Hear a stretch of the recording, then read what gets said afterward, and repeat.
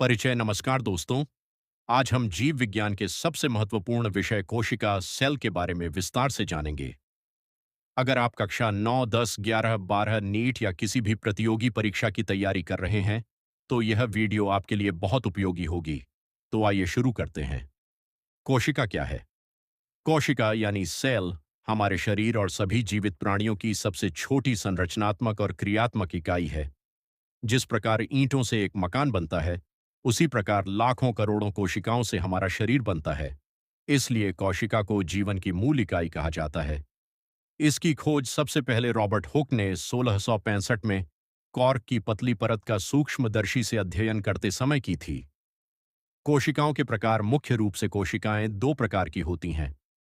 पहली, प्रोकैरियोटिक कोशिका। इनमें वास्तविक केंद्रक नहीं होता।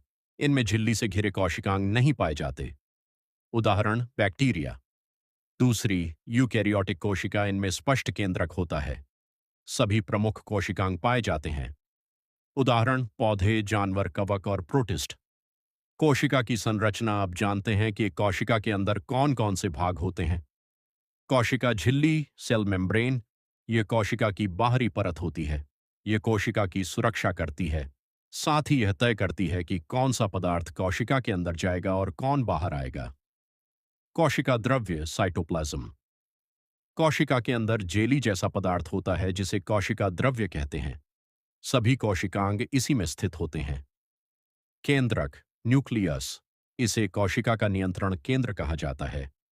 यही कोशिका की सभी गतिविधियों को नियंत्रित करता है। इसके अंदर डीएनए मौजूद होता है जो आनुवंशिक जानकारी को सुरक्षित रखता है। माइटोकॉन्ड्रिया। माइटोकॉन्ड्रिया, इसे कोशिका का पावर हाउस कहा जाता है। यहीं भोजन से ऊर्जा यानी एटीपी बनती है। यदि माइटोकॉन्ड्रिया न हो तो कोशिका काम नहीं कर पाएगी। Ribosome, ribosome. राइबोसोम का मुख्य कार्य प्रोटीन बनाना है। हमारे शरीर की वृद्धि और मरम्मत के लिए प्रोटीन बहुत आवश्यक है।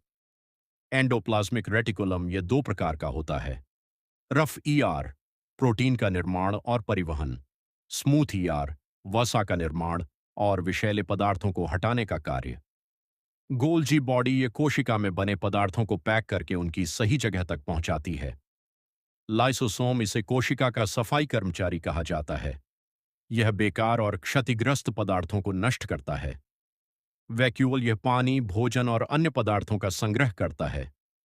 पौधों की कोशिकाओं में यह बड़ा होता है जबकि जंतु कोशिकाओं में छोटा होता है।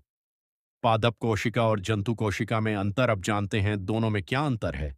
पौधों की कोशिका में कोशिका भित्ति होती है, जंतु कोशिका में नहीं होती। पौधों में हरितलवक, क्लोरोप्लास्ट होता है, जंतु कोशिका में नहीं होता। पौधों में बड़ा वैक्यूल होता है, जंतु कोशिका में छोटा वैक्यूल होता है। कोशिका सिद्धांत। कोशिका सिद्धांत के तीन मुख्य बिंदु हैं। सभी जीव कोशिकाओं से बने हैं। कोशिका जीवन की मूल इकाई है। प्रत्येक नई कोशिका पहले से मौजूद कोशिका से बनती है। कोशिका का महत्व। यदि कोशिकाएं न हों तो जीवन संभव नहीं होगा। यही वृद्धि, विकास, भोजन निर्माण, ऊर्जा उत्पादन और शरीर की मरम्मत जैसे सभी कार्य करती हैं। हमारे शरीर का प्रत्येक अंग कोशिकाओं से मिलकर बना है। निष्कर्ष तो दोस्तों, आज हमने सीखा कि कोशिका क्या है, उसके प्रकार, संरचना, सभी प्रमुख कोशिकांग, पादप और जंतु कोशिका में अंतर तथा कोशिका सिद्धांत। यदि आपको यह वीडियो पसंद आई हो तो वीडियो को लाइक करें, चैनल को सब्सक्राइब करें और बेल आइकन जरूर दबाएं।